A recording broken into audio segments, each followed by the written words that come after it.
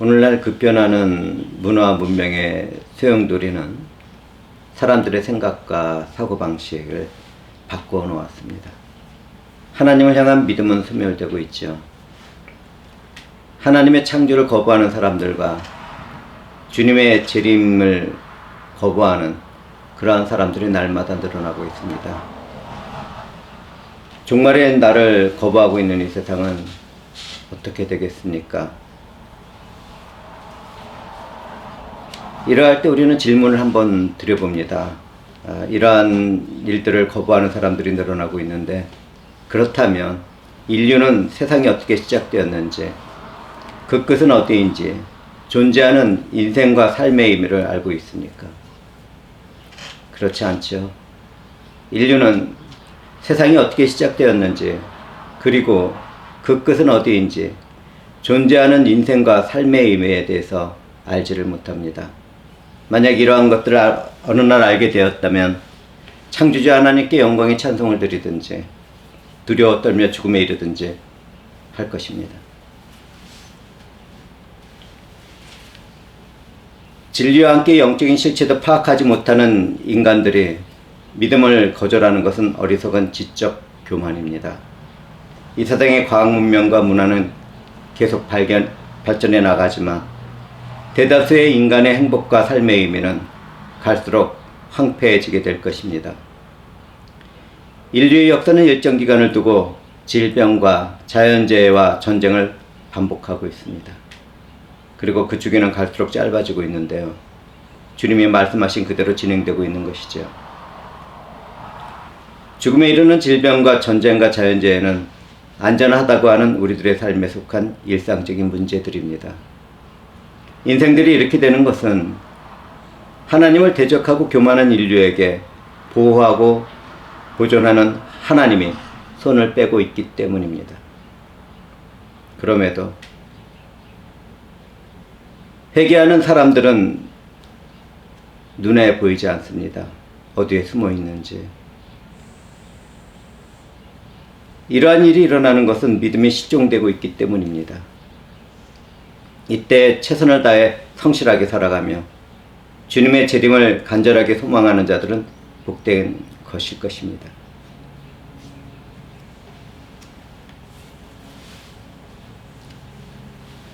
저는 1년 4개월 전부터 생명의 빛으로 이 땅에 오신 주 예수를 중심으로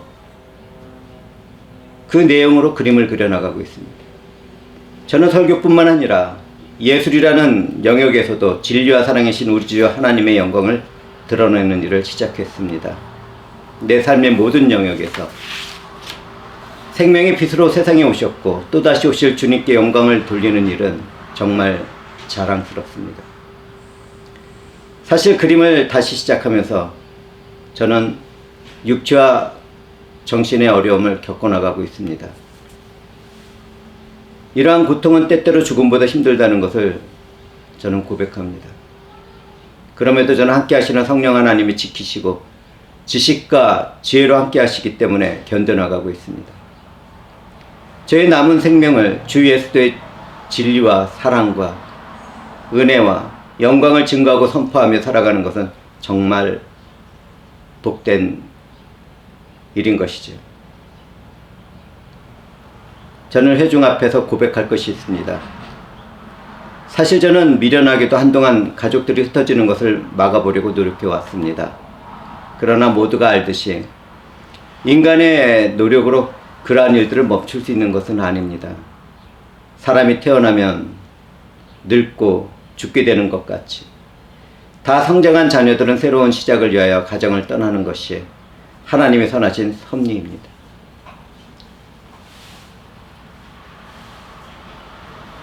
말씀을 전하는 저는 좋은 남편도 좋은 아버지도 아닙니다. 원하지는 않았지만 살아가면서 아내와 자녀들에게 상처와 아픔을 주었습니다. 저는 설교의 자리에서 용기를 내서 가족의 용서를 바랍니다. 그러나 동시에 저는 변명할 것이 있습니다. 알고 당한다는 영적인 비밀을 가족들이 이해하는 날이 있었으면 좋겠습니다. 저는 흩어지는 가족들이 어디에 가서 머물든지 말씀과 성령 안에서 살아가기를 간절히 바라고 기도하고 있습니다.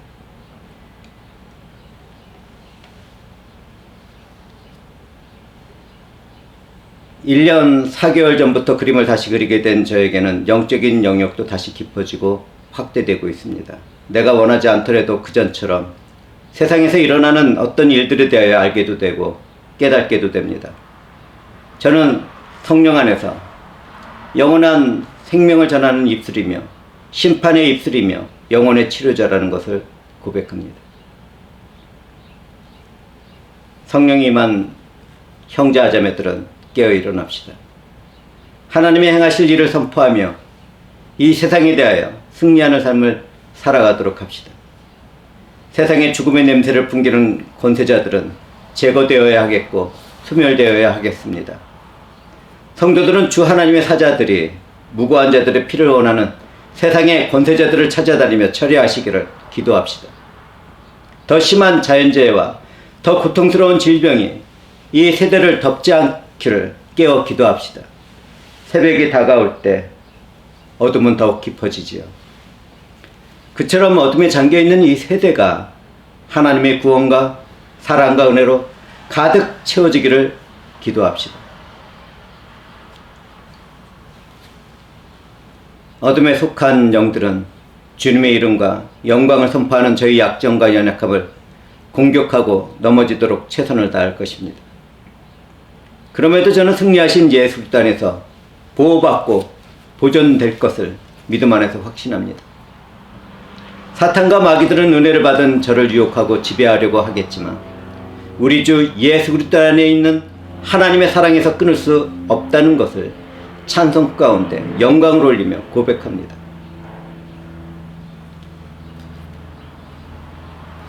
사랑하는 형제자매들은 교회와 말씀들은 넘쳐나지만 들을 수 있는 설교가 거의 없다는 것을 알고 있을 것입니다.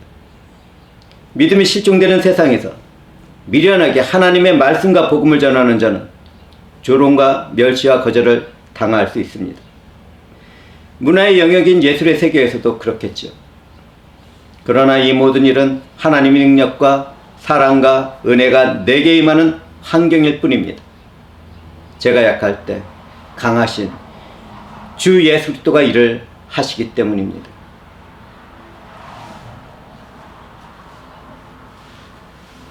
대부분의 교회들은 예수 그리스도의 탄생과 죽음과 부활과 승천만을 알고 있습니다. 그리고 그렇게 전하고 있습니다. 예수 그리스도가 십자가에서 이루신 대속의 죽음과 부활은 구원에 있어서 절대적인 진리이며 사랑이며 은혜입니다. 그러나 이 내용들을 성경과 교리에 대한 지식으로만 끝난다면 어떻게 되겠습니까? 그것처럼 비참한 것도 없겠지요. 세상은 초월자이신 하나님과 인간으로 탄생된 예수 그리스도의 일생만을 알고 있기 때문에 진리를 거절하고 조롱하고 비난합니다. 정말 애통한 일이지만 웃기는 일이 함께하는 것이죠. 세상의 영이 먹여준 거짓된 지식에 눈이 멀었는데 이 세대가 어떻게 진리를 볼 수 있겠습니까? 일이 이렇게 되는 것은 선지하신 예수 그리스도를 모르기 때문입니다. 우리 주 예수 그리스도는 이 세상을 창조하기 전에 하나님과 함께 하시던 말씀이었습니다. 하나님이 창조하지 않은 하나님의 본체에서 태어나고 영광과 권세와 능력에 있어서 동등한 가운데 유일하고 영원한 생명의 존재가 하나님의 아들 우리 주 예수 그리스도이십니다. 아버지와 아들과 성령이 한 분 하나님이라는 삼위일체 교리는 단지 종교적인 지식이 아닙니다. 하나님이 계시한 그분의 존재 그 자체입니다.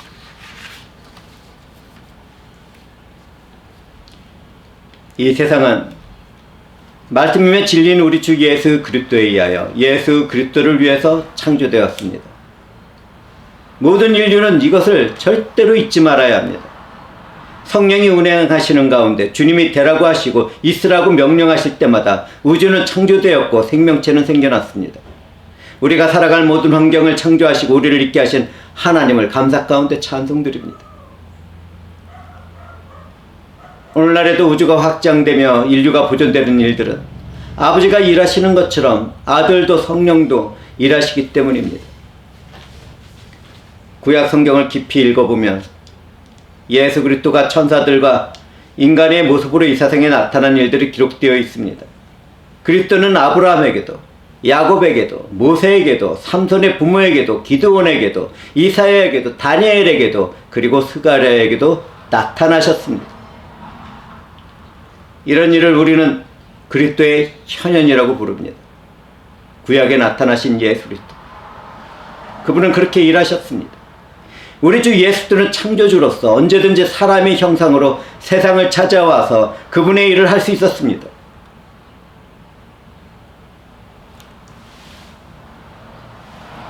그렇다면 인간의 형상으로 언제든지 나타나실 수 있는 분이 무엇 때문에 성령으로 잉태되어 인간이 되셨겠습니까?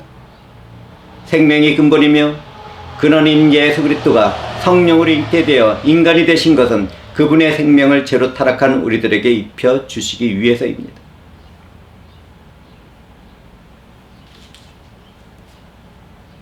어둠의 세계에서 빛이라고 있으라고 명령하신 분은 우리 주 예수 그리스도이십니다. 우리 주 예수 그리스도는 생명의 빛입니다. 사랑하는 형제자매들은 생명의 근본이며 생명을 창조하는 예수 그리스도가 죄로 타락한 우리를 구원하기 위하여 죽음을 당하신 일을 어떻게 생각하십니까? 그리스도의 십자가, 그 대속의 죽음과 부활에서 하나님의 절대적인 공의와 사랑과 은혜를 발견하게 되지 않습니까? 당신이 누구든지 이 진리를 발견하지 못하고 있다면 주님이 이루신 구원을 입히시는 성령에 아직 임하지 않은 것입니다. 각 사람의 구원은 삼위일체 하나님이 이루어가시는 구속의 역사 가운데 이루어집니다. 이때 우리는 알아야 할 것이 있습니다. 교회 안에서도 버림을 받은 사람들이 있고 지금은 아직 교회 안에 있지 않는 사람이라 하더라도 구원 받는 사람들이 있습니다. 그러므로 형제자매들은 하나님의 사랑과 은혜 아래에서 사람을 판단하지 않도록 합시다. 다만 인권과 인생을 존중하며 선한 사랑을 나누도록 합시다.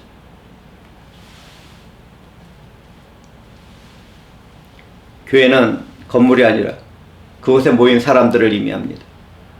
그러나 그 건물에 모여 교회를 이루는 사람들은 단지 초청받은 상태입니다. 교회 안에 초청받은 것과 하나님의 선택을 받은 것을 착각해서는 큰일이 납니다. 제가 몇 가지 질문을 드리겠습니다.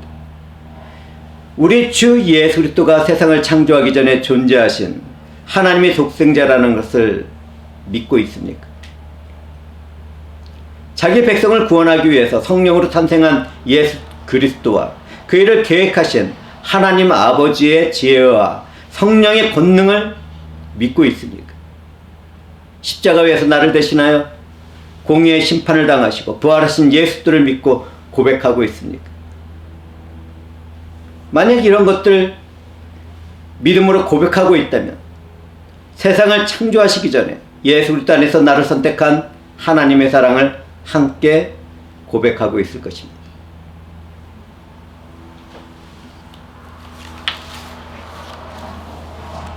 일부 교회가 입력해 준 것처럼 한 번 입으로 내뱉은 영적 기도나 나의 선택과 결심이나 결단으로는 절대 구원에 이를 수 없습니다. 그 순간의 분위기와 느낌이 어땠든지 그런 것들은 인간의 광기가 만들어낸 거짓된 종교 노름입니다. 그런 곳에서 나는 안전하다고 생각하십니까? 교회 안에 있으니까 안전합니까? 미안하지만 구원에 있어서 인간이 할 수 있는 것은 아무것도 없습니다. 구원을 받는 믿음의 사람들은 오직 예수 그리스도의 대속의 죽음과 부활만이 나의 은혜가 된다는 것을 고백할 뿐입니다. 나의 선택과 결심과 결단도 하나님으로부터 오는 사랑과 은혜에 속한 믿음이라는 것을 고백하고 감사와 찬송과 영광을 올릴 뿐입니다. 내가 미국 대통령을 안다고 해서 백악관에 들어갈 수 있겠습니까? 대통령실에 들어갑니까? 아닙니다. 미국 대통령이 나를 알아야 그곳에 들어갈 수 있습니다. 그처럼 우리 주 예수 그리스도가 나를 알아야 하나님 나라인 천국에 들어갈 수 있는 것입니다. 하나님 나라인 천국은 내가 선택하고 내가 믿기로 결심하고 결단하는 곳으로 가는 곳이 아닙니다. 내가 방언과 예언을 했다 하더라도, 귀신을 쫓아내는 일을 했다 하더라도, 말씀을 전했다 하더라도, 선교에 헌신했다 하더라도, 어떤 교회의 봉사와 헌금을 많이 했다 하더라도 그런 행위로는 구원에 이를 수 없는 것입니다. 예수 그리스도를 아는 성령의 사람들은 내가 행한 선과 거룩하고 이로운 일까지도 무익하다는 것을 고백합니다.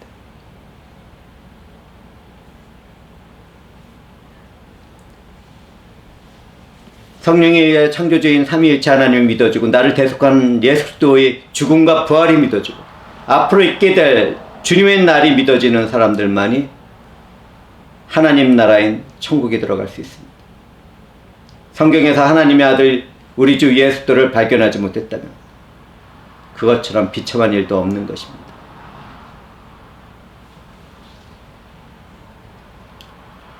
그런데 성경은 세상에 대해서 무엇을 말하고 있습니까? 생명의 빛이 어둠에 비치지만 어둠이 깨닫지 못한다고 말을 합니다. 성경에 의하면 세상을 창조한 예수 그리스도가 자기 땅에 오셨지만 세상은 그분을 몰랐습니다. 구약의 이사야 선지자는 성령의 입이 되어 탄식하며 말합니다. 소는 그 임자를 알고 나귀는 그 주인의 구유를 알건만은 이스라엘은 알지 못하고 나의 백성은 깨닫지 못하는도다. 그 예언 그대로 생명의 근원이며 근본이신 예수 그리스도가 이 세상에 왔을 때 그들은 주님을 영접하지 않았습니다. 적대하고 죽이는 일에 혈안되었습니다. 저는 여기에서 성령에 매여 말씀을 듣는 분들에게 권면드립니다. 누구든지 예수 그리스도를 영접하고 그 이름을 믿게 되면 창조주이며 영원한 생명인 하나님의 자녀가 됩니다. 저는 단지 한번 영접 기도를 하거나 결심이나 결단을 하라고 이러한 이야기를 요구하는 것이 아닙니다. 믿음의 진리가 그렇다고 말씀을 드리고 있는 것입니다. 주님을 영접하고 믿는 것은 믿음의 끝이며 완성이 아니라 단지 시작일 뿐입니다. 초청받은 그 자리에서 시작해야 합니다. 누구든지 하나님으로 태어난 존귀한 자들이라면 예수 그리스도를 받아들이고 주님과 연합된 삶을 성화를 이루며 살아갈 것입니다.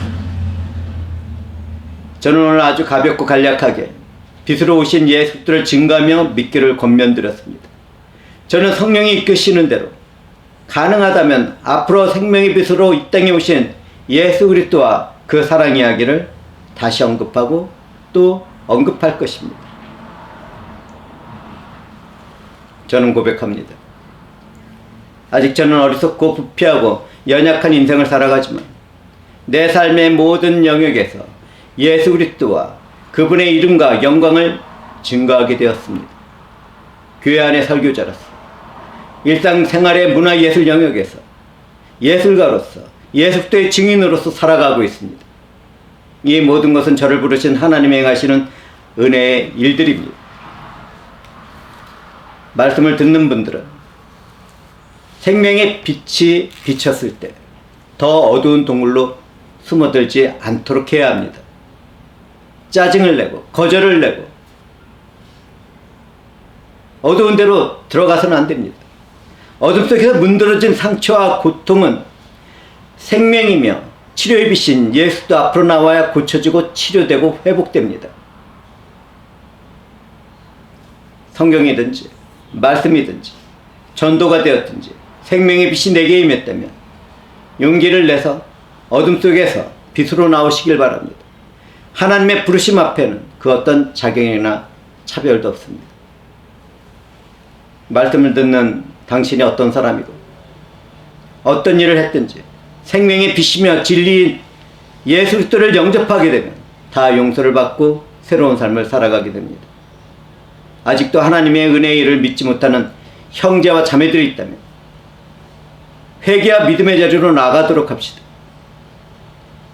불법도 용서를 받고 죄도 가려지고 그 죄를 인정하지 않는 하나님 안에서 살아가도록 합시다. 믿음의 조상 아브라함도 부족하지만 하나님을 믿음으로 이인으로 인정을 받았습니다. 다윗도 하나님께 회개와 믿음을 드림으로 일한 것이 없이 이롭다는 선언을 받았습니다. 이것이 예수 그리스도가 우리에게 행하신 은혜의 일들입니다. 그처럼 말씀에 노출된 회중들도 회개 가운데 믿음으로 예수 그리스도를 믿어 은혜의 자녀가 되도록 합시다. 생명의 빛이 내게 비치면 어떻게 되는지 아십니까? 생명의 빛이 내게 비치면 세상의 눈은 멀게 되어 있지만 성령에 의하여 영적인 눈이 뜨게 됩니다. 그때는 깊은 기도 가운데 성령과 말씀과 함께하는 회개의 시간이 될 것입니다. 그 후에 멀게 되었던 세상의 눈이 다시 회복되면 그전과는 다른 세상을 바라보게 되고 다른 새 인생을 살아가게 됩니다.